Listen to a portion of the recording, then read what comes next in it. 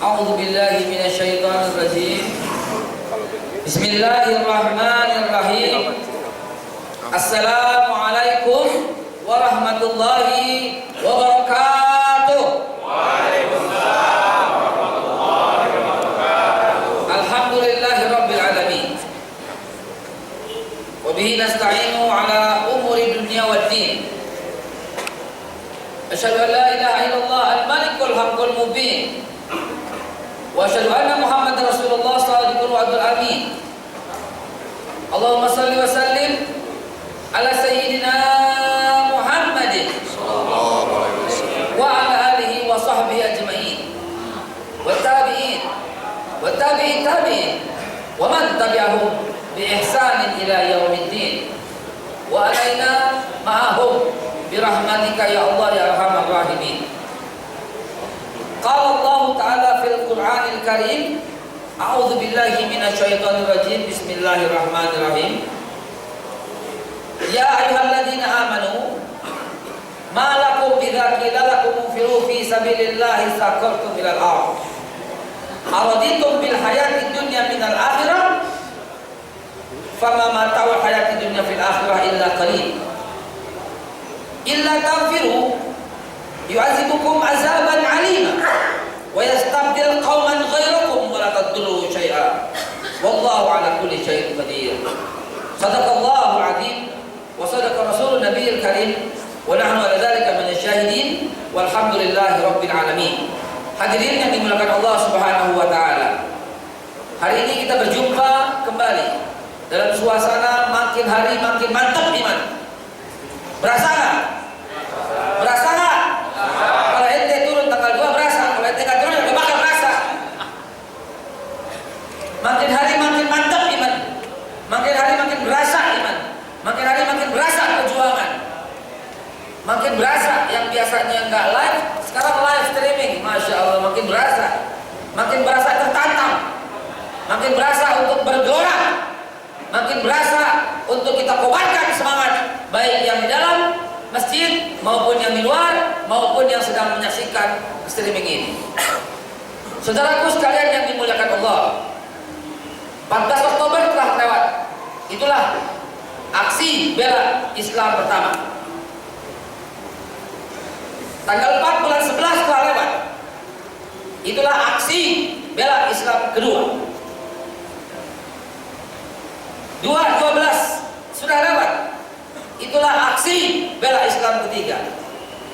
Kira-kira bela Islam keempat bagaimana kira-kira? Andai kata disuruhkan siap ikut? Siap ikut? Kalau seandainya diumumkan tidak akan pernah terjadi lagi aksi bela Islam yang keempat, sudah siap? Siap? Apa maksudnya? Paham kagak lo? Paham ya? Nah, lo terjemahin sendiri dah. Saudaraku sekalian yang dimuliakan Allah Subhanahu wa taala. Mari kita lihat apa sebenarnya terjadi pada aksi bela Islam, mau 1, 2 maupun 3. Sering sekali para pemimpin-pemimpin kami, para anggota-anggota GNPF MUI sering ditanya oleh wartawan dengan maksud pertanyaan yang menjebak, dengan maksud pertanyaan yang menggelitik, dengan maksud pertanyaan yang ingin membawa dan menyeret ke dalam kancah fitnah. Pertanyaan itu akan kami urutkan. Pertama, bagaimana perencanaannya? Jawabannya perencanaannya bagaimana? Lillahi ta'ala. Nggak ada perencanaan sebagaimana perencanaan yang dituduhkan oleh beberapa orang. Mau makar lah, makar siang ada, makar malam, makar siang, makar malam. Lapar nih, makar yuk, gitu ada barangkali. Kalau makar menurunkan pemerintahan, kita tahu, kita orang Islam paham mana yang boleh, mana yang tidak boleh, mana yang wajib, mana yang haram, kita tahu persis. Dalam akidah Ahlus Sunnah wal Jamaah nggak dibenarkan menurunkan pemerintah yang sah, nggak dibenarkan. Apalagi selama pemimpinnya masih sholat, nggak dibenarkan. Rasulullah suruh bersabar. Tapi kalau Al-Quran dihina, itu masih sabar, tiada lagi iman di dalam walau setipis kulit bawah.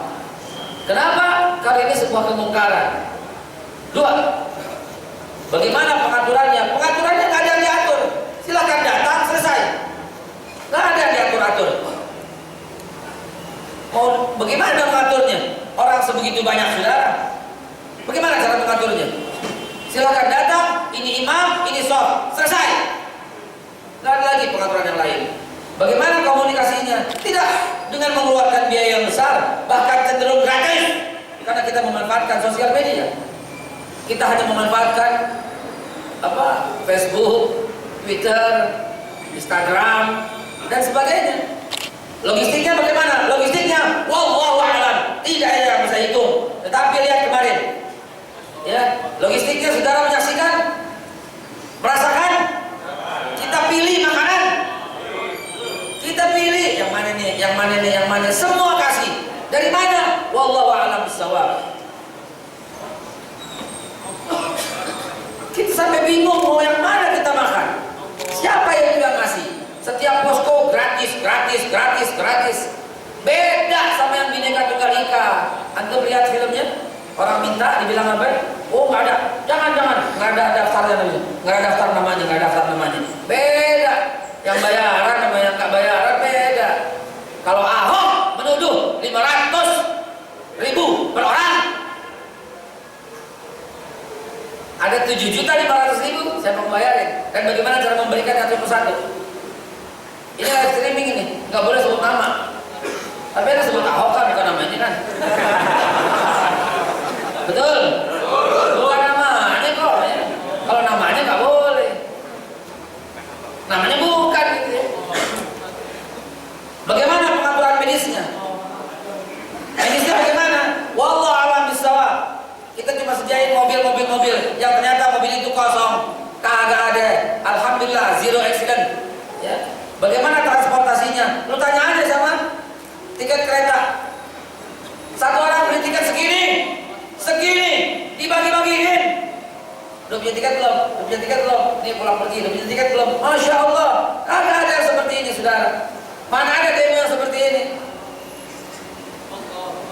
Muncul dari samping, gue kirain tekap loh. Muncul dari samping, kirain Intel menangkap kita. Kirain Intel menangkap kita, buset dah. Allah.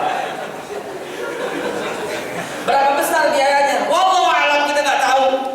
Sampai sekarang kita nggak tahu berapa besar biayanya. Kenapa? Karena donaturnya setiap orang, donaturnya setiap kepala. Ya. Ada itu tukang roti, gak usah disebut dah roti apa, lu tahu dah. Ya, gak usah disebut tukang roti itu. Pokoknya jahat aja kalau Islam. Ya. Tukangnya itu menggratiskan gitu loh. Ada orang segepok 2 juta jebret masukin ke dalam gerobak roti ini. Gak pernah bisa itu. Dapat dari bosnya itu begitu. Kagak, malah dapat peringatan. Ya Allah.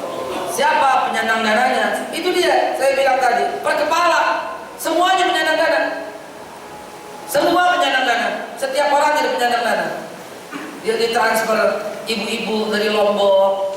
Dia menuliskan, Ustaz, saya transfer ini 50.000 dari Lombok. Kenapa cuma segitu? Karena yang segitu-gitunya dia punya. Yang penting dia punya kontribusi untuk bersaksi di depan Allah bahwa dia termasuk pembela Al-Quran. Sudah dilarang oleh pemerintah, kok jalan? Jangankan 1 pemerintah, 10 pemerintah sekalipun mau melarang kegiatan ini, maka bisa.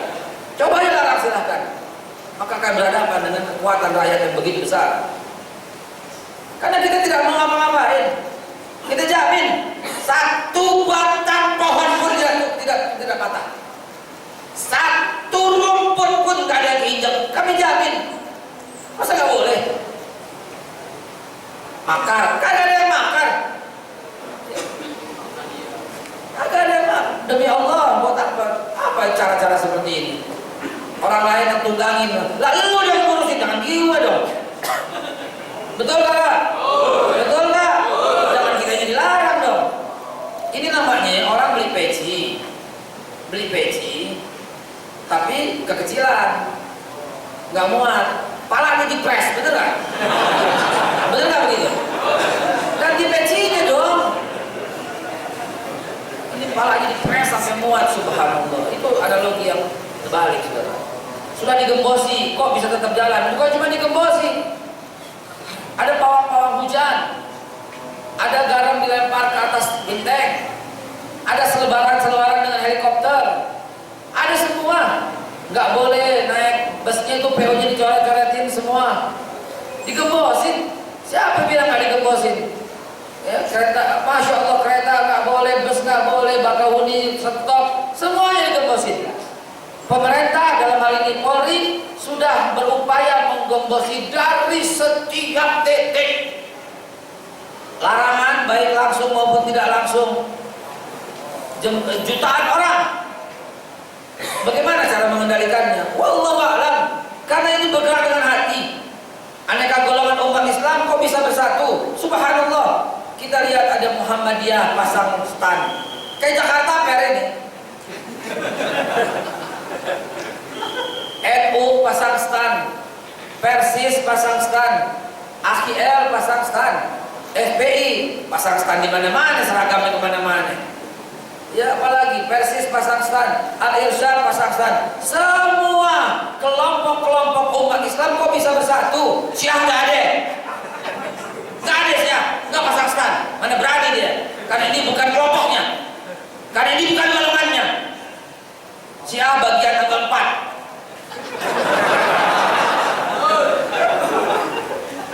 Di panitia lagi bingung, Ustaz, ini streaming masih begitu aja, biarin. Preketek, sabodong dain. Artinya apa? Artinya kita tahu yang benar itu benar. Qul haqqa wal kana murra. Katakan yang benar walau pahit. Emang Syiah bukan Islam kok? Makanya kamu gabung. Kalau merasa Islam gabung. Yang dituduh Salafi gabung kemarin. Banyak celana cingkrang, jenggot panjang, banyak semuanya. Itu Salafi saudara kita. Jangan diapa-apain, jangan dituduh macam-macam, jangan tuduh Wahabi, jangan. Apa sih Wahabi tuduh-tuduhin terus-terusan? Itu kan tuduhan orang Syiah yang mengatakan mereka Wahabi. Salafi kan berhidup dengan cara ulama-ulama salaf, ulama-ulama terdahulu. Kalau dia mau berhati-hati menggigit sunnah dengan gigi gerahamnya, ya silahkan. Cuma kita ingat-ingat jangan sampai bilang kita bid'ah gitu aja. Kok bisa ribuan profesional jadi sukarelawan membantu para asli? Subhanallah. Kita lihat para artis, para profesional, para direktur, ya. Saya jumpa dengan banyak orang direktur, tapi dia nggak mau disebut, nggak mau difoto. Ada yang pakai kacamata, ada yang pakai kerudung hitam. Aduh, masya Allah. Ternyata dia direktur utama di sebuah perusahaan yang luar biasa. Hadir mereka semua, jumpa dengan kami, gitu ya. Polisi yang semula melarang, kok bisa? Bukan cuma melarang, memfasilitasi akhirnya. Coba lihat, panggung dibayarin, makanan disuplai juga, mobil WC disediain juga, tempat duduk disediain juga, panggung juga, karpet juga, orang juga, keamanan juga, sampai habis berapa miliar dia tuh katanya. Lu makan daging racun. Orang Betawi bilang begitu, kalau nyukurin itu begitu. Kok bisa saat sholat Jumat turun, banyak orang yang harus keluar dari jamaah untuk wudhu, tapi ketika azan itu air hujan turun, dan semuanya akhirnya bisa wudhu tanpa harus meninggalkan tempat. Bayangkan kalau semuanya harus keluar untuk satu dari barisan dan antri untuk wudhu. Bayangkan, subhanallah, la haula wala quwata illa billah. Kalau bukan pertolongan Allah seperti ini, la ilaha illa anta subhanaka inni kuntu minadh dhalimin. Dan berhujan-hujan itu sunnah. Jangan kayak orang kampung loh, hujan pilek, hujan sakit. Orang kampung banget sih. Hujan sunnah. Rasulullah kalau hujan keluar rumahnya, dia pakai sikap bajunya untuk kena basah-basah. Sahabat itu bertanya, kenapa ya Rasulullah? Kenapa? Justru kenapa nggak basah? Ini air baru saja diciptakan oleh Allah. Kok Kok bisa jutaan orang turun dengan sabar menunggu satu komando penegakan hukum? Kok bisa? Kok bisa? Tentrem semuanya. Padahal siapa yang jagain itu? Dari Monas ujungnya ke utara sampai Cempaka Putih, saudara. Cempaka Putih coba. Ya. Ke barat ke Cempaka Putih. Ke utara sampai Gajah Mada Plaza, saudara. Ke timur sampai Tamrin lewat, sampai McDonald Tamrin Sarina, terus ya. HI, dekat bundaran HI. Coba, sebegitu banyak, tentram semuanya. Andai kata kalau dikatakan serbu, kira-kira angus gak Jakarta udah? Angus. Udah banyak yang bawa korek, tau gak lo? Karena pada banyak yang rokok maksudnya. Ngintel juga tiga-tiganya. Biasanya ngintel lewat samping lo.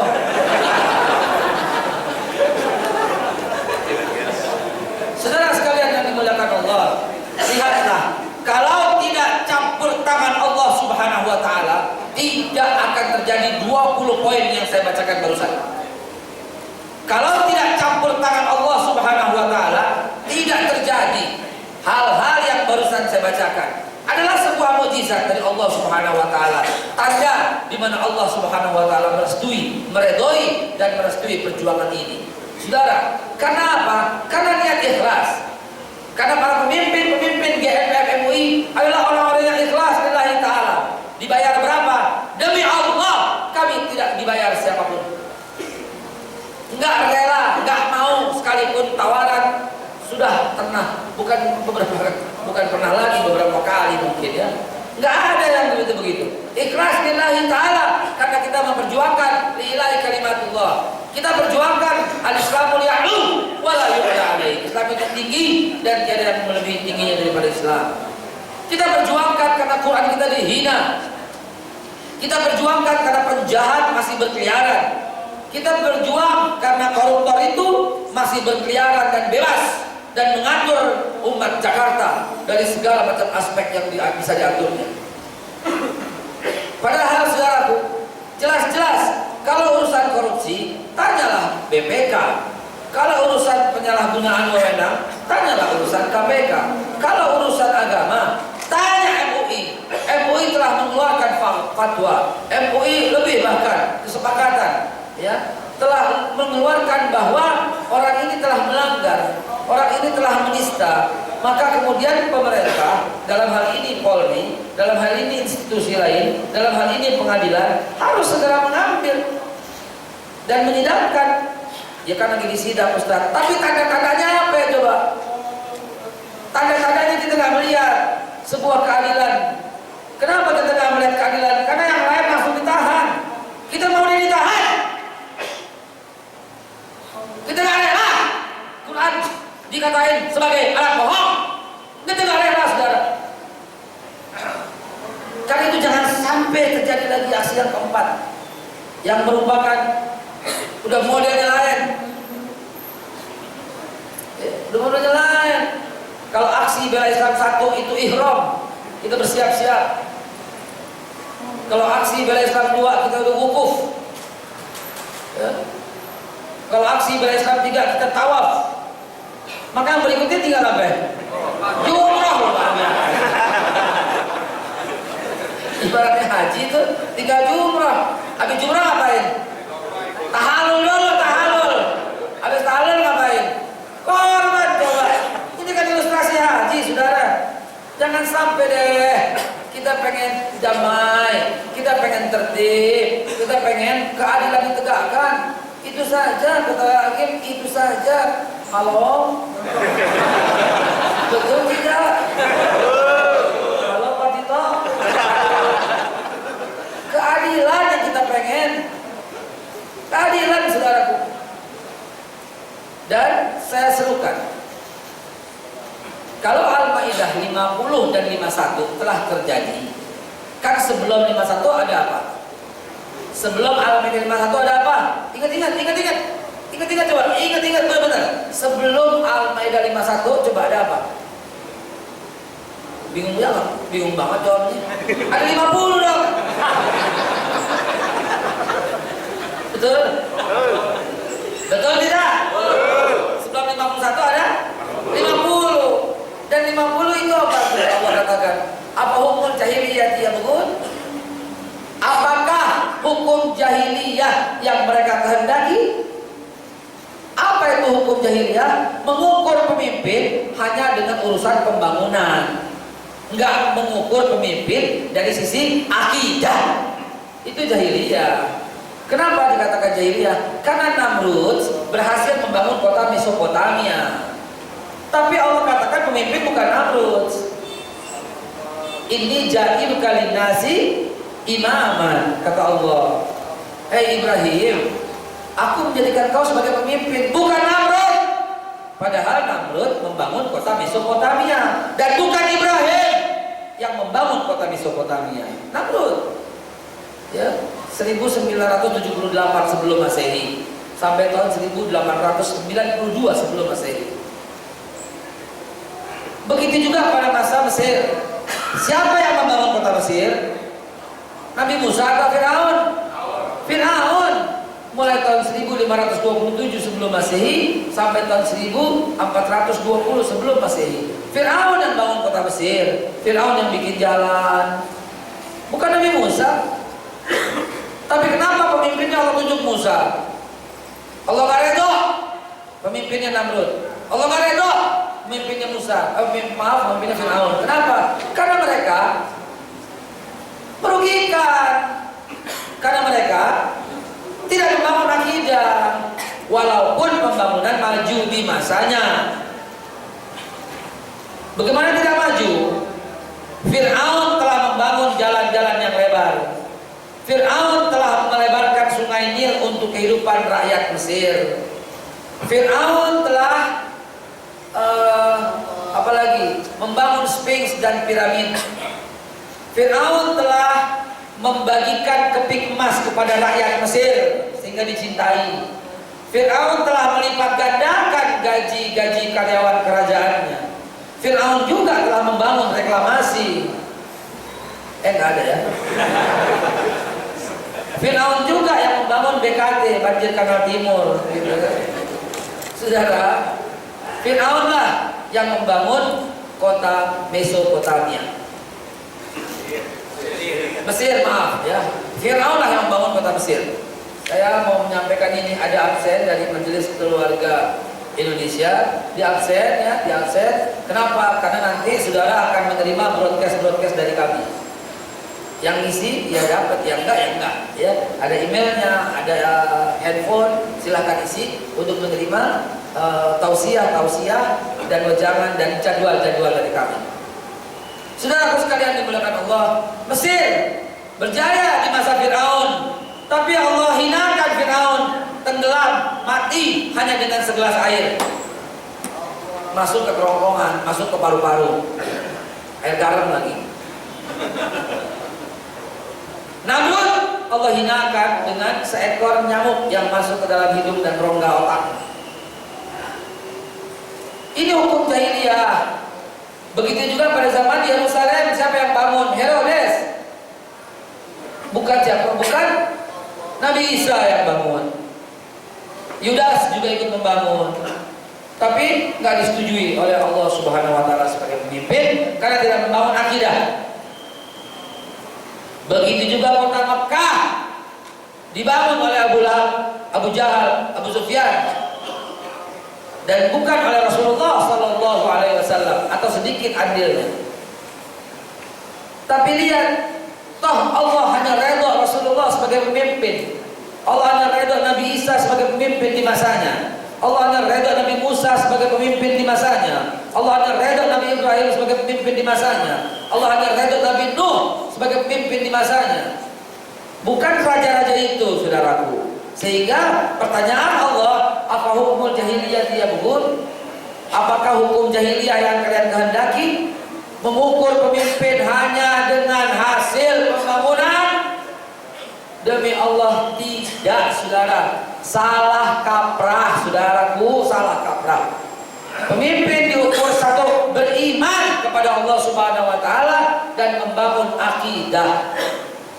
Baru layer kedua, layer berikutnya baru yang siddiq, yang jujur, yang tabligh, yang amanah, yang fatonah, yang cerdas, yang dicintai rakyat, yang mencintai rakyat, yang jujur sekali, yang terbuka, yang transparansi, baru di bawahnya. Tapi nomor satu, beriman dulu.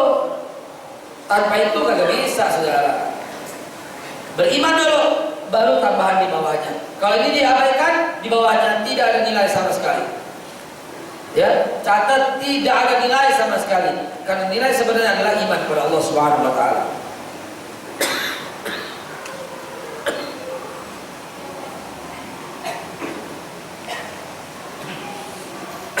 Saudaraku sekalian yang dimuliakan Allah, akhir kalam dari perjumpaan kita ini, nanti kita tanya jawab. Izinkanlah saya membacakan ayat Al-Quran yang tadi saya buka sebagai kata pembuka, saudara. Kita nggak tahu apa yang terjadi esok. Kita nggak tahu apa yang terjadi minggu depan. Kita nggak tahu apa yang terjadi bulan depan. Tapi bersiaplah. Bersiaplah wahai penduduk Jakarta. Bersiap untuk apa, Ustaz? Bersiap untuk menyambut firman Allah. Andai kata ada sebuah seruan, andai kata ada sebuah permintaan, andai kata Allah memanggil kalian, memanggil kita, memanggil Anda dan saya, memanggil kita semua, persis sebagaimana Allah memanggil para sahabat Nabi Shallallahu Alaihi Wasallam ketika menghadapi perang terbesar dalam Islam, yaitu perang Tabuk yang terjadi tahun 9 Hijriah atau tahun 630. Perang terakhir yang dipimpin langsung oleh Rasulullah Shallallahu Alaihi Wasallam sendiri sebagai panglima. Pada masa itu, persis kejadiannya setelah perang Mu'tah. Mu'tah, bukan mut'ah. Kalau mut'ah haram, kelakuan orang Syiah. Perang Mu'tah. Pada saat perang Mu'tah, Rasulullah mengutus untuk dipimpin Zaid bin Harithah, dipimpin Ja'far bin Abi Thalib, dan dipimpin oleh Abdullah ibnu Rawahah. 3 panglima. Zaid bin Harithah apabila Zaid gugur dipimpin oleh Ja'far bin Abi Thalib. Apabila Ja'far gugur dipimpin oleh Abdullah ibnu Rawahah. Maka perang Mu'tah, kalau sekarang negaranya Yordan ya, di lembah Yordan bertempurlah antara pasukan Islam dipimpin Zaid bin Harithah dengan pasukan dari Romawi yang berhasil dipukul mundur karena kehebatan panglima yang keempat, yaitu Khalid bin Walid. Seperti singa ya, seperti singa yang tak tersentuh oleh domba ya, karena mereka cuma seperti domba-domba yang diserukan oleh pendeta-pendetanya. Kalah dan kabur. Maka mereka menyusun kekuatan yang lebih besar lagi, 300.000 pasukan lebih, yaitu Romawi Timur, Bizantium, bertambah dengan Nasrani dan Yahudi yang berkomplot untuk menghabisi Islam pada masa itu. Karena begitu besarnya, maka Rasulullah yang pimpin pergerakan itu, sekaligus untuk menyemangati para sahabat-sahabatnya. Dan saudaraku, pada saat itu persis sedang terjadi panen. Persis pada saat itu buah-buahan sedang meranum-ranumnya. Panen tinggal 1-2 hari lagi, saudara. Maka sebagian umat Islam pengen menunda. Sebagian umat Islam, sebagian sahabat Nabi pengen, tar dulu deh. Wajar saja seperti itu. Kenapa wajar? Karena nanti kalau berangkat sekarang yang petikin itu buah-buahan siapa? Yang petikin kurma, yang petikin anggur, yang petikin delima, yang petikin semua siapa? Kalau semuanya berangkat, ini barang jadi busuk semua. Dan para istri tidak sanggup untuk melakukan pekerjaan itu. Boleh jadi kelaparan selama setahun. Luar biasa. Allah menguji, Allah mencari krim dela krimnya. Allah mencari siapa yang bersih dari sifat munafik. Karena kalau dalam pertempuran, dalam perjuangan, kalau di dalamnya ada orang-orang munafik, berantakan perjuangan. Karena itu untuk orang munafik disediakan wadah hari berikutnya, silahkan. Ya, ada yang turun tanggal 3, tanggal 4, tanggal 5, atau tanggal 10 kan? Istighfar, istighfar, ya. Entah siapa yang ngeluh, ya. Saudaraku sekalian, nah, nggak bisa perjuangan itu di dalamnya penuh dengan orang-orang munafik, maka akan kalah. Maka selalu disaring. Waktu mau hijrah dari Mekah ke Madinah, disaring dengan peristiwa Isra dan Mi'rajnya Nabi. Siapa yang kurang yakin? Minggir. Murtad silahkan. Karena perjuangan mesti diisi oleh orang-orang yang tulus keimanannya. Mereka baru dibisikin sama malaikat, la takhaf la tahzan wabshir lahu bil jannati allati kuntum tu'adun. Baru dibisikin itu. Innal ladzina qalu rabbuna Allah tsumma istaqamu. Tapi kalau munafik nggak bisa. Coba lihat sindiran Allah dalam surat An-Nisa ayat 141.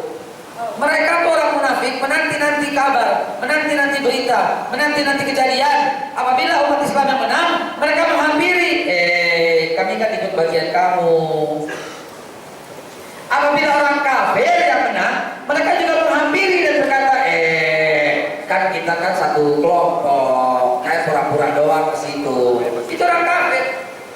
Allah udah bongkar hatinya, saudara.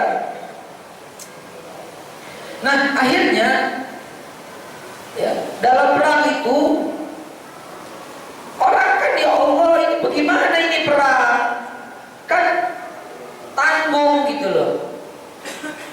Ini sebentar lagi masak ini. Kita bisa gak makan 1 bulan kalau umpamanya gagal panen.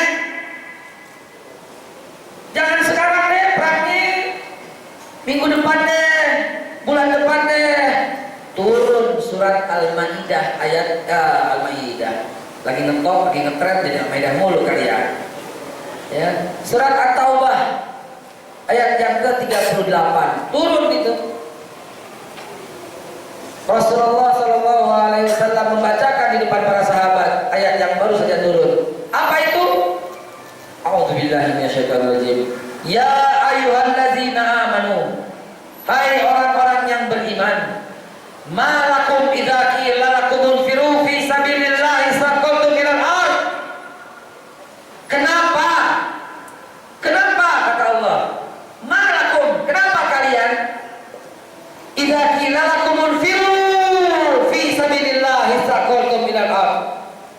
Ketika diserukan infiru, berjuanglah, berturunlah, bertempurlah, belalah Islam itu, selamatkan Jakarta itu, bela Islam dari penista Al-Quran, bela Quran dari pencaci Al-Quran. Infiru khifafan wa siqalan. Kenapa? Ya, infiru. Iza qila lakum unfiru fi sabilillah istaqamtum bil ard. Kenapa kamu lebih senang berleha-leha saja di duniamu? Kenapa kamu nggak segera turun, kata Allah? Araditum bil hayati dunya minal akhirah. Apakah kalian lebih menyenangi kehidupan dunia dari akhirat? Apakah kalian lebih senang buah-buahan yang mau panen itu? Kalau dulu. Kalau sekarang, apa kalian takut dipecat? Apa kalian takut dibilang ekstremis? Apa kalian takut dibilang teroris? Apa kalian takut dituduh makar? Apa kalian takut tidak mendapat pekerjaan?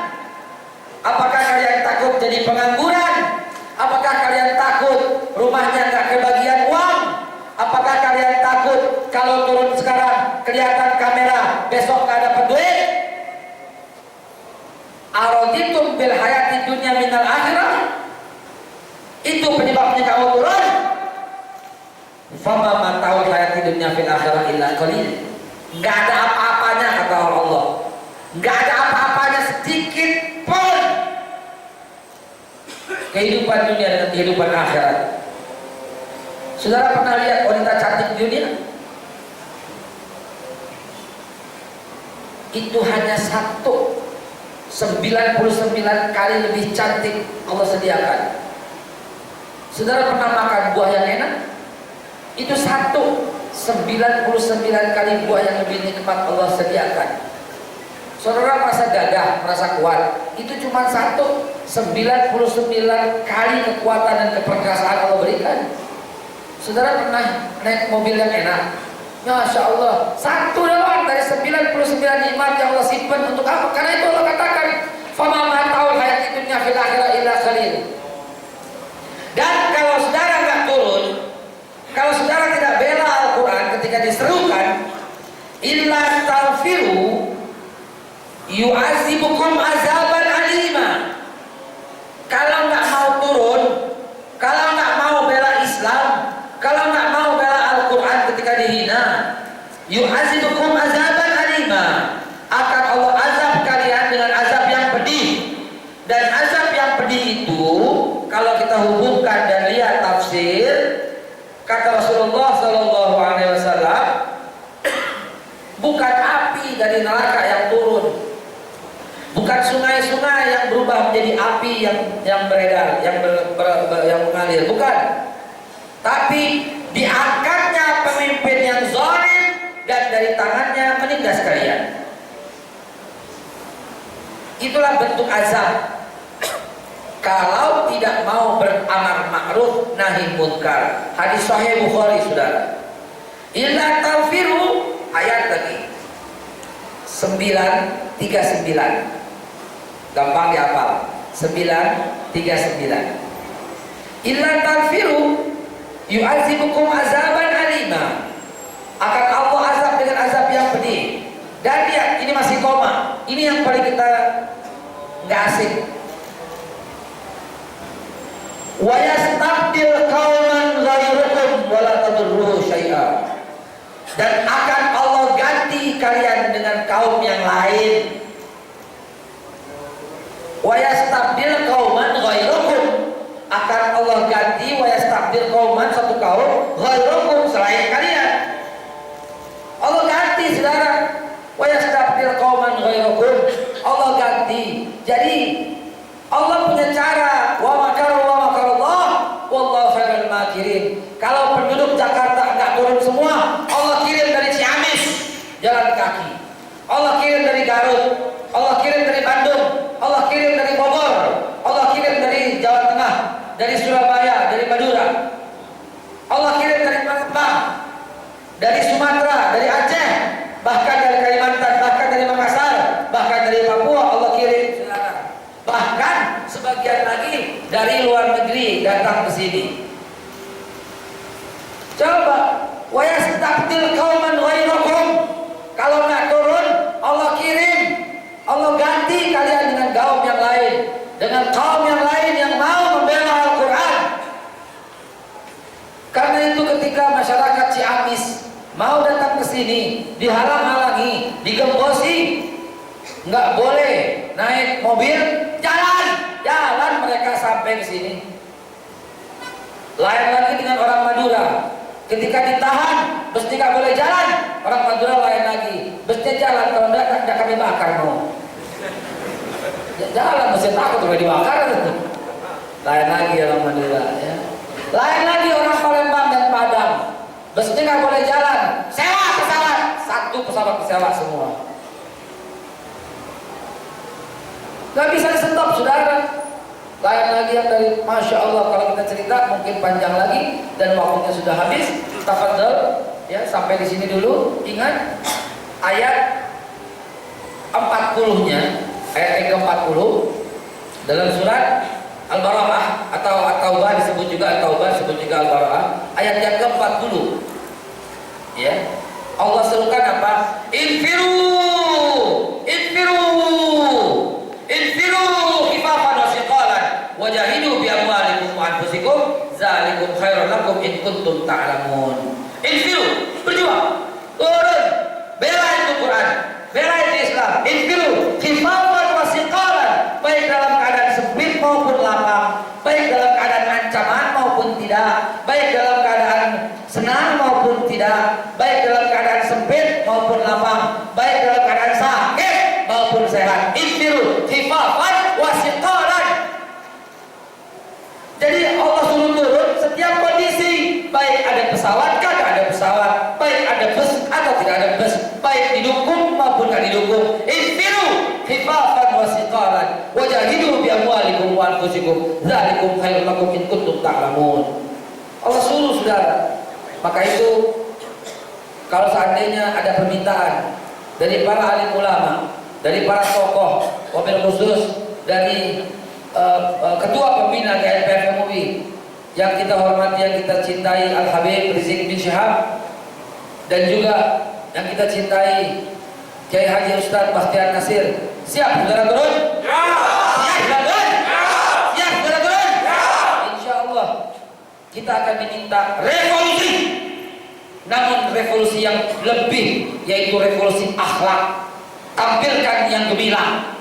Revolusi pembangunan, hanya beli barang-barang yang diproduksi oleh umat Islam, hanya mau belanja di toko-toko tetangga di sebelah kiri kanan.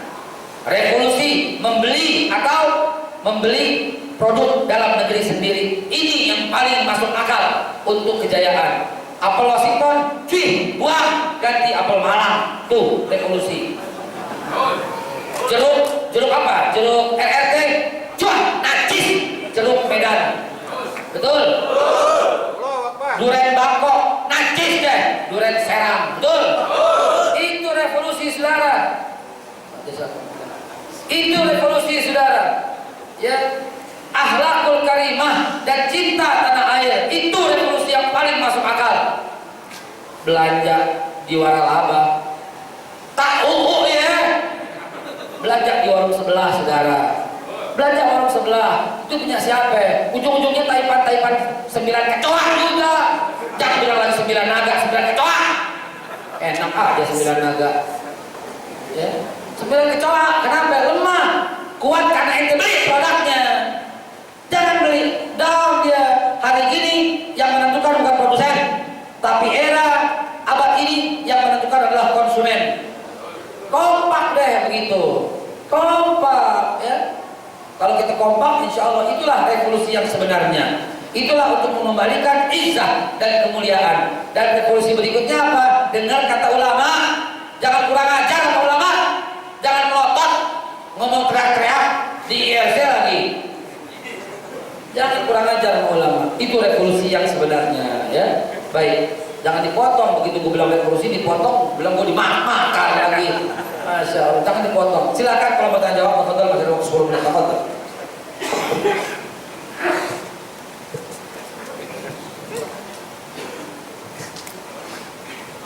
Bismillahirrahmanirrahim. Assalamualaikum warahmatullahi wabarakatuh.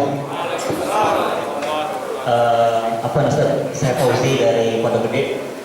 Fauzi dari Pondok Gede. Pondok Gede. Asli Pondok Gede?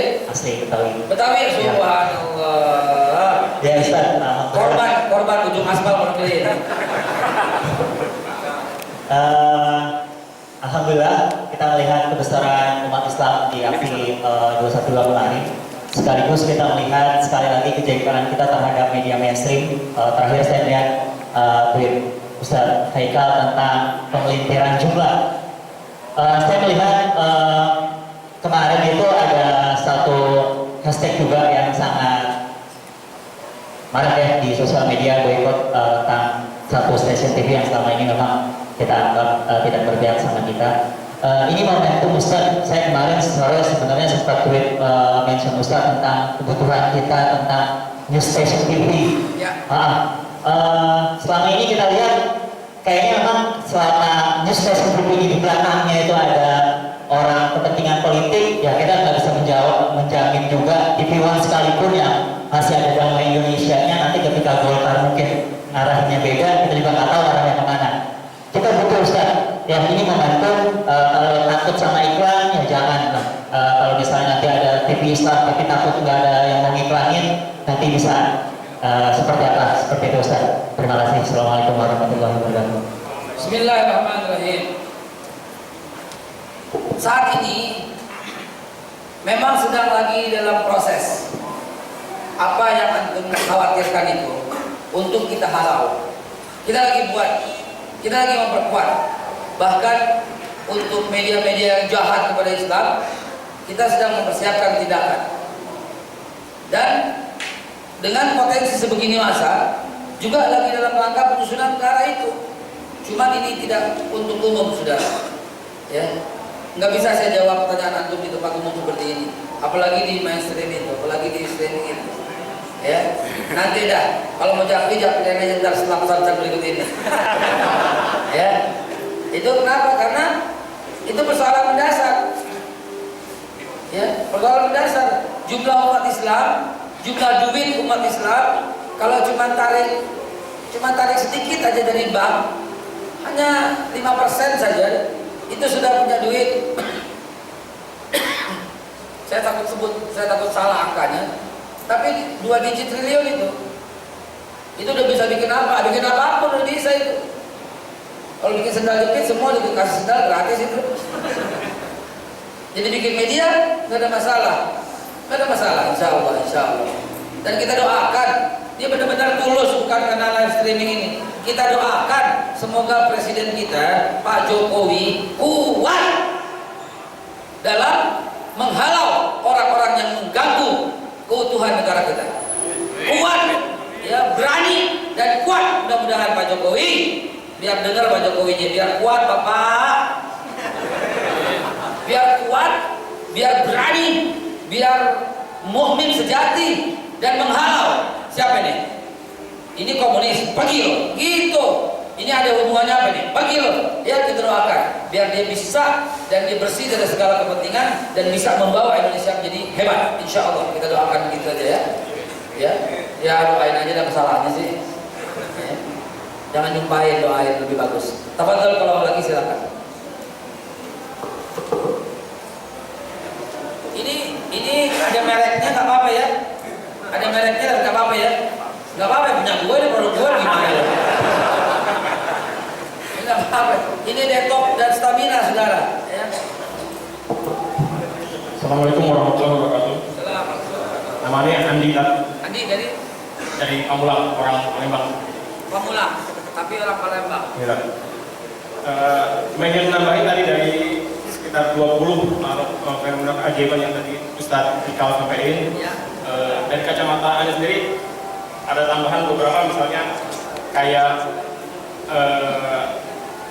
yang tadinya yang kita tahu sesuai rencana bahwa yang akan menjadi khotib adalah Kiai Ma'ruf Amin, kemudian beliau berhalangan dan akhirnya digantikan oleh Habib Rizik Syihab.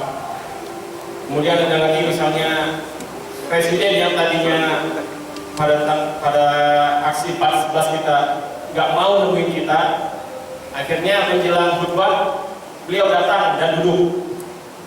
Dan presiden yang menurut pandangan saya pribadi sama sekali nggak pernah mau ketemu Habib Rizik Syihab, akhirnya dalam tanda kutip dipaksa duduk dan harus mendengarkan khutbah Habib Rizik Syihab dari awal hingga akhir. Allahu Akbar.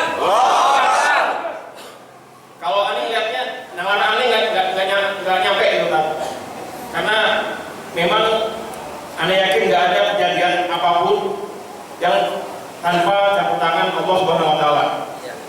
Tapi di sini ada sekalian mau minta konfirmasi, sebenarnya ada nggak sih yang ngatur kejadian 3 tadi itu? Misalnya, apa memang keberhalangan Kiai Ma'ruf Amin itu diatur dalam tanda kutip oleh panitia?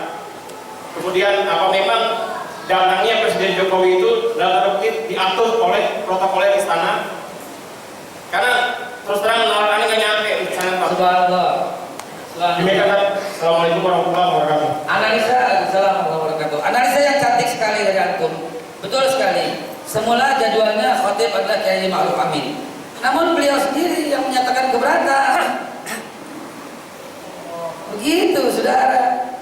Dan khusus Pak Presiden Jokowi, ini surprise. Semula kita datang dia tolak, tapi konon kita dengar beliau itu tidak menolak. Beliau pengen berjumpa dengan rakyatnya, tapi ada satu kekuatan kecoa yang melarang. Ya, beliau pengen sholat Jumat bersama pada waktu aksi 411, tapi ada lagi kecoa kakus yang melarang. Tahu kakus? Jamban. Tahu jamban? Toilet. Tahu toilet? WC. Tahu WC? Restroom. Tahu restroom? Apalagi dia tuh? Ada yang melarang. Padahal beliau mau. Siapa yang melarang? Wallahu a'lam bishawab. Enggak tahu kita. Maka kita doakan biar dia kuat gitu loh. Mau nggak mau, suka nggak suka, dia udah jadi presiden. Dulu gue juga nggak milih dia. Lo bener ini, mau streaming kayak kagak kayak gue nggak milih dia dulu. Tetapi ketika dia terpilih, wajib nggak kita taat? Wajib. Itu umat Islam yang berakal. Walaupun nggak milih, tapi ketika dia terpilih dan jujur, barangkali anggaplah jujur misalnya, karena udah kejadian. Wajib taat, udah selesai. Dia presiden kita, selesai udah. Gitu. Nah, kenapa dia waktu itu menolak? Wallahu a'lam, saya nggak tahu. Tapi lihat nggak, Allah balik hatinya. Dia yang datang ke tempat kita, subhanallah. Ini pas. Orang Betawi, ini pas. Kenapa? Karena kalau kata orang Betawi, patang tempayan yang merenggayung. Paham maksudnya? Paham? Nggak boleh tempayan nyamperin gayung, nggak boleh. Gayung yang mesti nyamperin tempayan. Ulama itu seperti gudangnya air, yaitu tempayan. Sedangkan umaroh dan orang-orang lain itu ibarat gayung yang haus, yang harus datang kepada tempayan. Nggak boleh tempayan nyamperin gayung. Kalau ulama udah datang ke umaroh, kalau ulama udah bergopoh-gopoh dengan presiden, kalau ulama udah menyembah-nyembah dengan orang kaya, murtad sepertiga. Kata Rasulullah SAW, ya, man tawaddu'a li ghaniyin li ghinahu faqad dhahaba thulutsa dinuhu. Siapa yang merendah-rendahkan dirinya kepada orang kaya karena kekayaannya, dikias kepada penguasa karena kekuasaannya, dikias karena kepada orang kuat karena kekuatannya, faqad dhahaba thulutsa dinuhu, sungguh telah hilang sepertiga agamanya. Siapa yang atur? Wallahu a'lam bishawab. Demi Allah kita tidak tahu itu begitu. Bahkan pada waktu Pak Ma'ruf Amin kagak datang juga pada jamnya, ya udah deh, Habib Rizik aja yang khutbah. Dan ketika tengah-tengah khutbah, dia